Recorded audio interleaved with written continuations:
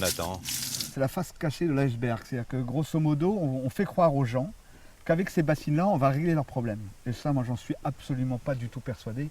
Si jamais on ne sécurise pas ces productions par les apports d'eau nécessaires et réguliers à la plante, on va assister à des catastrophes.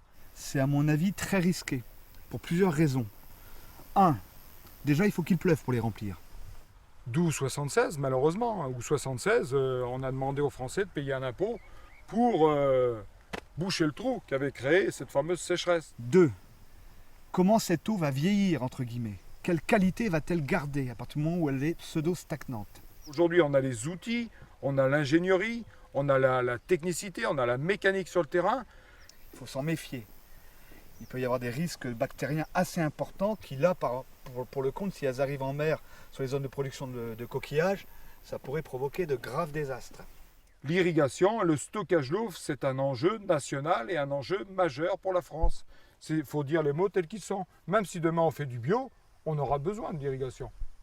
Il y a aussi des risques d'appauvrissement des réseaux aquatiques, parce que les flux ne seraient plus suffisamment alimentés.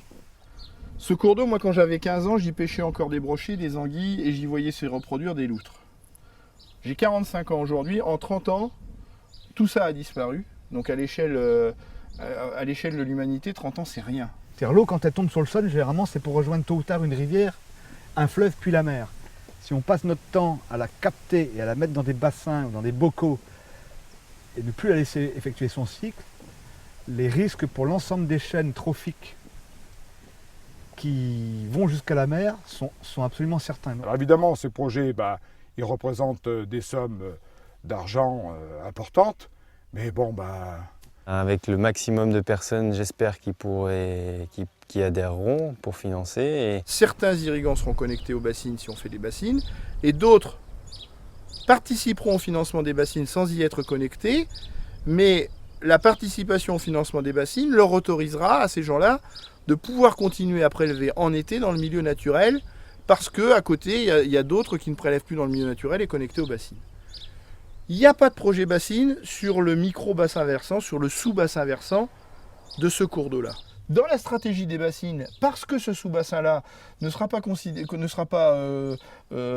équipé de bassines, ce cours d'eau sera toujours à sec parce que les irrigants qui sont sur le sous-bassin de ce cours d'eau-là auront toujours les mêmes autorisations de prélèvement parce qu'ils participent au financement des bassines de leurs voisins sur Saint-André-de-Lidon, sur Rioux et sur... il faut relancer l'économie. Il faut relancer l'économie, ça fait partie des grands travaux.